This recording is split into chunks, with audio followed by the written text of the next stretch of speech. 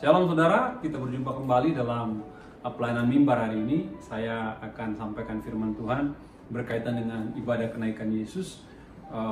Makna dari kenaikan Yesus itu judulnya, makna dari kenaikan Tuhan Yesus. Dalam pelajaran saya tentang kenaikan Tuhan Yesus ada beberapa hal yang bisa kita pelajari dari makna kenaikan Tuhan Yesus. Yang pertama, maknanya adalah berjalannya tongkat estafet pelayanan Yesus kepada murid-murid atau kepada orang percaya. Dalam Matius 28 ayatnya yang ke 18 dikatakan, Yesus mendekati mereka dan berkata, "Kepadaku telah diberikan segala kuasa di sorga dan di bumi. Karena itu pergilah, jadikanlah semua bangsa muridku, dan baptislah mereka dalam nama Bapa dan Anak dan Roh Kudus." Bapak Ibu, ketika Yesus di muka bumi, dia melayani manusia dengan mendekati segala pelayanan berbagai dimensi. Secara sosial dia layani, secara fisik dia layani, secara spiritual dia layani. Dia kerjakan banyak hal.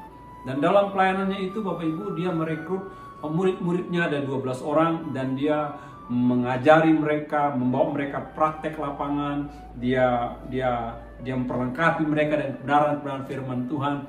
Dan sampai nanti Yesus ditangkap, diadili, dan dihukum, disalibkan, dan dia dikuburkan pada hari yang ketiga. Dia bangkit, dan ketika dia bangkit, dia menampakkan diri kepada murid-murid. Dan ketika dia menampakkan diri kepada murid-murid, ada satu sesi di mana dia akan naik ke surga atau terangkat ke surga. Dalam sesi dia naik terangkat ke surga, dia katakan firman Tuhan ini kepada murid-muridnya. Dia katakan bahwa segala kuasa telah diberikan kepadaku, baik di sorga dan di muka bumi. Karena itu pergilah, jadikanlah semua bangsa muridku, dan baptislah mereka dalam nama Bapa dan Anak dan Roh Kudus. Dengan momen kenaikan Yesus Bapak Ibu, maka berhentilah pelayanan Yesus secara fisik, secara jasmani. Sekali lagi, dengan momen kenaikan Yesus, maka berhentilah pola pelayanan Yesus secara fisik, secara jasmani. Dia naik ke surga. Dia tidak lagi ada di antara manusia. Dia tidak lagi mengajar. Dia tidak lagi menyembuhkan. Dia tidak lagi mengusir setan-setan. Karena apa? Ada satu episode di mana harus dia naik ke surga. Dia harus tinggalkan muka bumi. Dia tidak ada lagi secara fisik muka bumi. Dan dalam kasus seperti itu Bapak Ibu, makanya dia panggil murid-muridnya sebelum naik ke surga. Dan dia katakan, segala kuasa di bumi surga ada padaku, dan dia berikan itu kepada murid-muridnya. Bukan hanya dia berikan kuasa, Alkitab katakan dia berikan mandat agar murid-muridnya mengajarkan apa yang diajarkan, agar murid-muridnya melakukan apa yang dia lakukan, agar murid-muridnya melayani apa yang dia sudah layani. Jadi dengan kenaikan Yesus, maka tongkat estafet Yesus beralih daripada Yesus kepada murid-murid. Dengan kata lain Bapak Ibu, dengan naiknya Yesus, maka mulai saat itu para rasul, para murid-murid mengerjakan pekerjaan Tuhan Yesus. Mereka menjadi representatif Tuhan Yesus di muka bumi, baik dalam cara bicara mereka, baik dalam perilaku mereka, baik dalam perbuatan mereka. Mereka melanjutkan tugas daripada Yesus. Mereka representatif tugas. Mereka datangi orang-orang, mereka layani orang-orang, mereka beritakan firman Tuhan, mereka doakan orang-orang, mereka baptiskan orang-orang. Mereka lakukan itu Bapak Ibu. Dan mereka beritakan firman Tuhan. Dan itu bergulir terus. Setelah masa rasul-rasul berhenti, maka dilanjutkan itu kepada para murid-murid awal rasul-rasul. Nanti kalau murid-murid awal rasul-rasul telah meninggal dunia, maka itu dilanjutkan kepada bapak-bapak gereja, abad kedua, ketiga. Dan itu berlangsung sampai hari ini.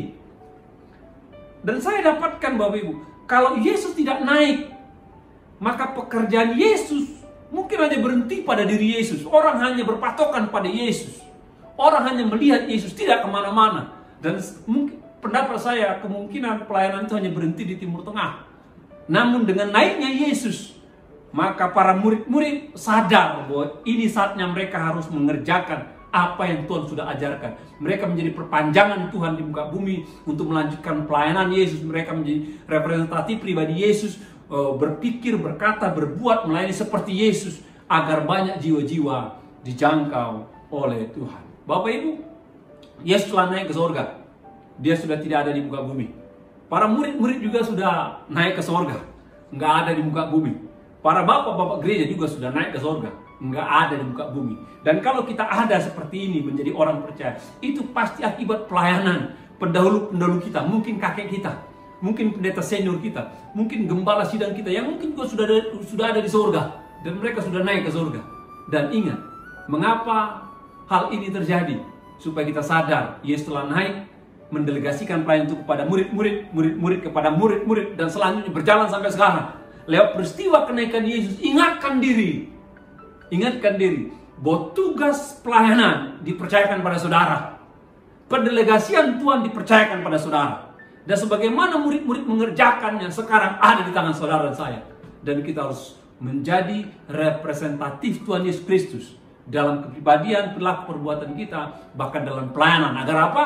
Agar banyak jiwa-jiwa datang kepada Tuhan, percaya pada Tuhan, bertobat, dan dimenangkan bagi Tuhan. Yang kedua, makna daripada kenaikan Tuhan Yesus adalah ketika Tuhan Yesus naik, dia ada di surga. Dan dengan dia ada di surga, dia memenuhi dunia dengan keberadaannya. Dalam Efesus 4 ayat 10 dikatakan, ia yang telah turun, ia juga yang telah naik jauh lebih tinggi daripada semua langit untuk memenuhkan segala sesuatu. Untuk memenuhkan segala sesuatu. Di situ tanda poin saya, untuk memenuhkan segala sesuatu. Kembali kepada konteks, kalau Yesus masih berupa fisik, jasmani, pribadi, manusia, yang memang pada saat itu adalah anak manusia. Kalau dia masih ada di muka bumi, Bapak Ibu, maka orang yang bisa dijangkau oleh Yesus sejauh sebatas kehadirannya secara fisik, secara jasmani. Nggak akan banyak orang yang bisa dijangkau. Karena apa? Karena keberadaan fisik dibatasi oleh ruang, dibatasi oleh jarak, dibatasi oleh waktu.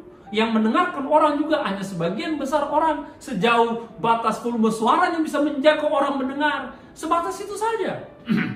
Namun Alkitab katakan ketika dia naik ke surga, dikatakan dia melampaui segala langit, menunjukkan bahwa dia adalah Allah pencipta alam, dia mengatasi segala alam. Dan di dalam keberadaannya sebagai Allah dikatakan dia sanggup memenuhkan segala sesuatu. Itu menunjukkan kepada kita, kalau Tuhan naik ke surga, bukan berarti dia tidak ada sama sekali. Kalau dia naik ke surga, dia sudah tidak peduli sama sekali. Bahkan ketika dia naik ke surga, maka seluruh keberadaannya sebagai Allah yang Maha Kuasa, hadir omnipresent di mana-mana, itu bisa diwujudkan di muka bumi. Jadi berkatnya Bapak Ibu, ketika Tuhan ada di surga, maka orang bisa merasakan dia dimanapun orang itu beribadah. Saudara beribadah di rumah, Tuhan ada karena dia bisa memenuhi segala sesuatu. Saudara beribadah di gereja juga dia ada. Saudara beribadah di pantai juga dia ada. Saudara beribadah di mana? Saudara beribadah di Indonesia, saudara beribadah di Australia, saudara beribadah di Singapura. Dimanapun kau beribadah dikatakan, karena dia sudah naik, dia memenuhkan segala sesuatu dan kau bisa merasakan kehadirannya. Dan saya percaya kehadiran Tuhan bukan hanya sebatas kehadiran spiritual, tapi kehadiran yang nyata, yang bisa kau rasakan ketika kau beribadah, yang bisa kau nikmati ketika kau baktian, yang bisa engkau merasakan terjamah ketika apa? Ketika engkau berseru kepada dia, dia ada dan dia akan memenuhi saudara, dan itu berkatnya. Namun kalau dia tidak naik ke surga, maka saya percaya kita tidak bisa menikmati berkat yang seperti ini. Yang ketiga, apa daripada makna kenaikan Tuhan Yesus? Dalam Kisah Rasul 2 ayat 33 dikatakan, dan sesudah ia ditinggikan oleh tangan kanan Allah dan menerima Roh Kudus yang dijanjikan itu, maka dicurahkannya apa yang kamu lihat dan dengar di sini. Yang pertama, makna kenaikan Tuhan Yesus adalah supaya orang percaya melanjutkan tongkat estafet mulai dari rasul, murid rasul, bahkan bapak-bapak gereja sampai hari ini sekarang ada di tangan Anda. Anda harus melanjutkan itu karena apa? Tuhan sudah naik. Yang kedua, dia naik ke surga supaya apa? Supaya dia menyatakan diri sebagai Allah penguasa alam, dan dia bisa menyatakan diri sebagai Allah yang omnipresent, hadir di mana-mana, memenuhi di mana-mana, sehingga dimanapun Anda beribadah, dia ada karena dia memenuhi segala sesuatu. Yang ketiga, ketika dia naik ke surga, kita katakan, maka dicurahkannya Roh Kudus. bagi orang yang percaya. Konteks ayat ini bicara mengenai para murid-murid ketika mereka mengalami Yesus naik ke surga dan mereka berdoa di loteng Yerusalem, dan ketika mereka berdoa meminta janji Bapa, maka Roh Kudus dicurahkan kepada mereka. Dan ketika mereka dilawat oleh Roh Kudus, maka ada tanda-tanda api, fenomena alam, mereka berbahasa lidah, ada hal-hal yang luar biasa mereka nikmati sehingga terjadi kegemparan di Yerusalem. Karena apa? Ada lawatan Roh Kudus yang belum pernah terjadi dalam sejarah bangsa Israel dalam jumlah besar dialami oleh para murid-murid. Terjadi kegerakan kekristenan karena apa? Roh Kudus menggerakkan orang percaya menjadi orang yang berani, menjadi orang yang antusias, menjadi orang yang dinamis. Mereka bergerak begitu luar biasa sehingga perkembangan kekristenan begitu pesat mengalahkan agama Yahudi pada masa itu. Mereka bergerak ke Asia, mereka bergerak ke Eropa, bahkan mereka bergerak ke Afrika, Mesir, sampai mereka bergerak luar biasa karena Roh Kudus dorong mereka untuk menjadi pemberita kabar baik, memenangkan banyak orang. Bapak, Roh Kudus yang mendrive mereka. Dan Roh Kudus berikan mereka keberanian, Roh Kudus berikan mereka kuasa, Roh Kudus berikan mereka kemampuan untuk menyembuhkan orang kuasa Allah. Roh Kudus. Dan itu hanya terjadi ketika Yesus naik ke surga, maka roh itu dicurahkan ke muka bumi bagi orang yang percaya. Bapak Ibu, setelah ibadah kenaikan nanti kita akan ada ibadah pencurahan Roh Kudus buat orang-orang Pentakosta. Biasanya ada tradisi gereja doa 10 malam. Dan saya dorong saudara yang melakukan itu, berdoalah agar engkau mendapatkan lawatan Roh Kudus. Dan kalau engkau mendapatkan lawatan Roh Kudus, ada lawatan Roh Kudus, jamahan Roh Kudus, kegerakan Roh Kudus, maka saya percaya engkau tidak lagi menjadi orang Kristen yang statis, engkau menjadi orang Kristen yang semangat, yang antusias, yang membara. Sehingga apa? Kegerakan roh itu menggerakkan saudara, dan saudara bisa bergerak, dan saya percaya gereja bergerak, dan banyak orang akan diberkati Tuhan. Kenapa? Roh Kudus dicurahkan ketika Yesus naik ke surga. Yang terakhir apa maknanya? Ketika Yesus naik ke surga, kita katakan di surga sana dia bukan hanya menjadi Allah, menjadi penguasa alam semesta. Dikatakan dia menjadi imam besar bagi orang percaya. Ibrani 10:21 dikatakan, dan kita punya seorang imam besar sebagai kepala rumah Allah. Dia imam besar yang menguasai rumah Allah di surga, dan dia berdoa. Imam besar itu tradisi daripada agama Yahudi. Ya, biasanya waktu zaman Musa, imam besar itu datang ke kemah atau ke ruang Maha Kudus tahun sekali, dan dia berdoa di sana untuk minta ampun atas dosa-dosa umat Israel. Jadi tanggung jawabnya adalah membawa dosa satu bangsa.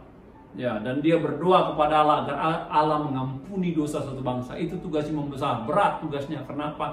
Beban kesalahan pelanggaran umat Israel dipikulnya dan dibawanya kepada Tuhan. Namun imam besar ini pun berdosa. Kalau dia berdosa masuk ke ruang Maha Kudus, maka Tuhan pun akan hukum dia dan dia akan binasa di sana. Alkitab katakan lebih daripada imam besar di muka bumi, ada imam besar yang bernama Yesus Kristus yang sekarang ada di surga bersama dengan Bapa. Dan sebagai imam besar tugasnya apa? Berdoa. Siapa yang dia doakan? Saudara yang dia doakan. Dalam konteks apa dia doakan? Dalam pergumulanmu dia doakan. Dalam kesulitanmu dia doakan. Dalam masalahmu dia doakan. Dalam pergumulan imanmu dia doakan. Dia berdoa. Meskipun Anda lupa berdoa, imam besar tetap berdoa. Supaya apa? Supaya saudara menjadi orang yang kuat, menjadi orang Kristen yang tough, menjadi anak Tuhan yang sungguh-sungguh, menjadi orang yang bangkit kembali, menjadi orang yang senantiasa membara, menjadi orang yang berkemenangan, imam besar. Jadi Bapak Ibu, kalau engkau bisa menjalani hidup sebagaimana adanya, kalau engkau bisa melewati kesulitan, kalau engkau bisa melangkai kendala-kendala, perhatikanlah, bukan semata karena kemampuan, kekuatan. Alkitab katakan, itu semata karena imam besar yang berdoa kepada saudara. Yakinkan diri kau tidak pernah sendiri, bahwa masih ada imam besar yang berdoa buat saudara. Keluarga bisa lupa berdoa, pendeta bisa lupa berdoa, orang dekat bisa lupa berdoa, bahkan sahabatmu bisa lupa berdoa. Imam besar tak akan pernah lupa berdoa. Dia akan berdoa buat saudara. Dan saya percaya dalam masa-masa sulit seperti ini pun dia berdoa buat kita. Tuhan berkati kita semua. Mari kita berdoa. Kami bersyukur kepadamu ya Tuhan. Hari ini kami menaikkan doa kami dalam masa perayaan kenaikan Yesus. Terima kasih bahwa Yesus yang kami sembah adalah Yesus yang naik. Dengan naiknya Tuhan, maka pekerjaanmu sebagai pribadi Yesus dalam wujud fisik selesai sudah, dan kau ada di surga, dan kau mempercayakan tongkat estafet pelayananmu, kepribadianmu kepada para rasul kepada murid-murid, dan terus kepada kami orang percaya hingga hari ini. Ingatkan kami Tuhan lewat ibadah kenaikan ini, ingatkan kami adalah orang-orang yang menjadi tongkat estafet Tuhan untuk pekerjaan Tuhan di muka bumi. Untuk kami tidak berleha-leha lewat pelayanan-pelayanan yang Tuhan percayakan. Ingatkan kami itu adalah kepercayaan yang Tuhan beri. Lewat kenaikan Yesus kami diingatkan kembali bahwa Engkau adalah Allah yang di atas segala Allah, memenuhi segala sesuatu. Dimanapun kami ibadah, kami berdoa, Engkau ada memenuhi segala sesuatu dan siap menjamah, menghibur, menguatkan. Ingatkan kami lewat kenaikan, maka Engkau curahkan Roh Kudus, Roh Allah sendiri yang beri kami kekuatan, keberanian, beri kami kemampuan, beri kami kemenangan. Kobarkan kami kembali akan kerinduan kepada Roh Kudus, dan kami akan menjadi anak Tuhan yang berdampak. Ingatkan kami tidak sendiri lewat naiknya Yesus ke sorga, menjadi imam besar di sorga. Engkau berdoa buat kami, Engkau berdoa untuk kami, Engkau berdoa bagi kami, agar kami menjadi anak-anak Tuhan yang kuat, yang berkemenangan sekarang sampai selama-lamanya. Berkati kami semua Tuhan, dalam masa-masa sulit itu akan berkati kami. Lewat kenaikan-Mu kami percaya ada penyertaan Tuhan, ada doa Tuhan, ada kekuatan, ada pertolongan. Dalam nama anak-Mu Yesus Kristus kami berucap syukur, yang percaya katakan amin. Tuhan berkati kita semua saudara.